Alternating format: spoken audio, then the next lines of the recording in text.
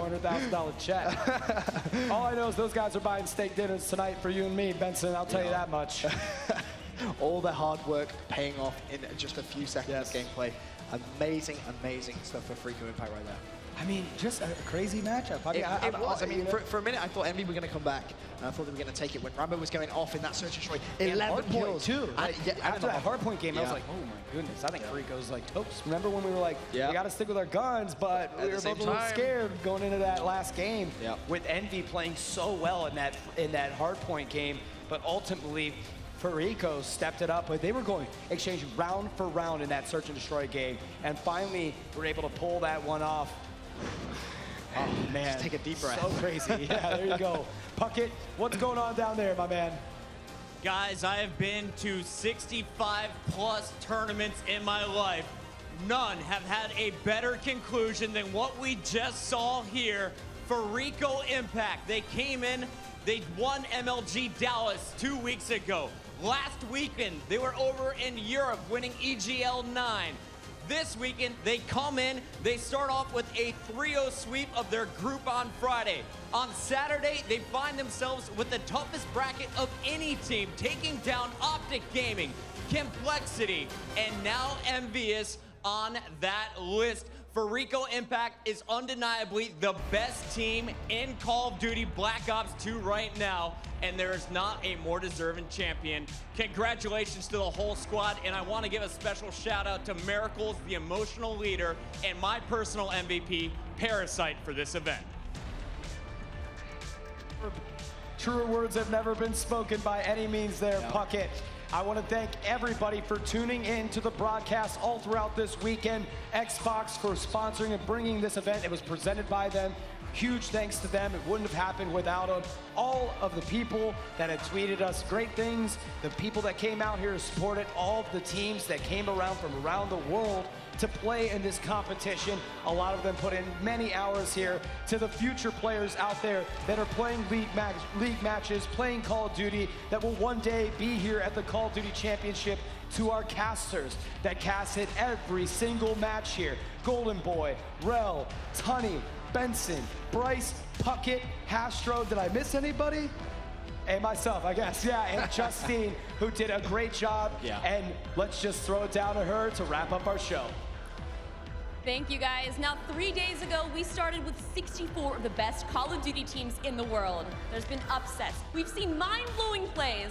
There's been amazing matches. And after all of that, Freako Impact takes home top honors and $400,000 here at the Call of Duty Championships.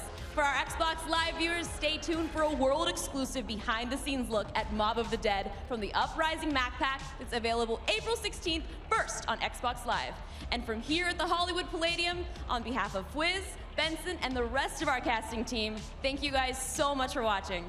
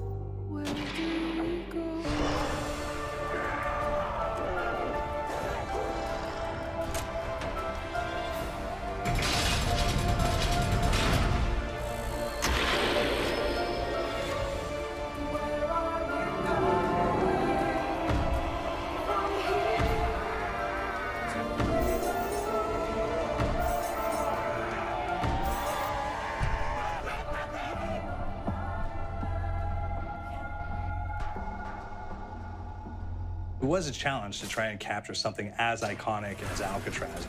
You know about this. This is arguably the most famous prison in the world, and now you're in it. Just the space, you know, the physicality of it, because it's quite claustrophobic. When modern-day prisons are designed, they really consider not intimidating people or making the spaces, you know, as least stressful as possible. Well, Alcatraz didn't suffer from those restrictions. They did the research, they went out, studied Alcatraz, not just from books or internet. They were actually there to feel the environment, so it really sets a mood that gets you a little spooked. Well, we kind of started with the base layout of Alcatraz. The entire island we ended up roughing out in kind of a white box form, and then figuring out what play spaces we wanted to use out of that, what would be the most interesting areas to play in, and the connections between spaces, and spaces that the public doesn't necessarily get to go into. We really did a lot of pushing to really enhance that psychological horror aspect that we're really looking for. And this is a really good opportunity to really tell something special. Like I got stuck right through the gates to hell! This time around, I feel like it's been identified that there are these side missions that you're going to go out and try to accomplish. Al and the rest of the groups put together this escape plan, but the point is to get the parts and assemble this plane so they can get off the island. We did something new for the first time. We have actually contextual music that goes off. So that's a first for Zombies. And it's all based around this horror thriller aspect. Every location will have a specific stinger that you hear when you find it, when you discover it, when you start unraveling the story. We start building on the music that you're hearing, and it's really enhancing that experience and going along with it in parallel.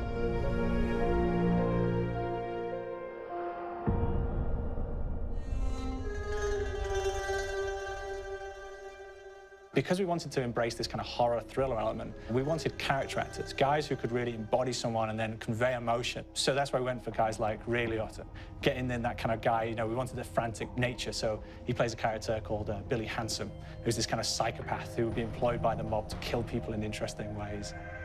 Chaz Palminteri, he plays a guy called Sal DeLuca, an old mob boss. Michael Madsen playing Finn O'Leary. He's kind of worked himself from the floor, you know, from the streets. He's got his hands dirty in the blood and the guts a couple of times. And then we had Joe Pantoliano, and he plays Arthur Arlington, who's nicknamed the Weasel. Those guys, they bring a quality and a subtlety and timing that you can't really identify or try to recreate. Bring it on, dirtbags!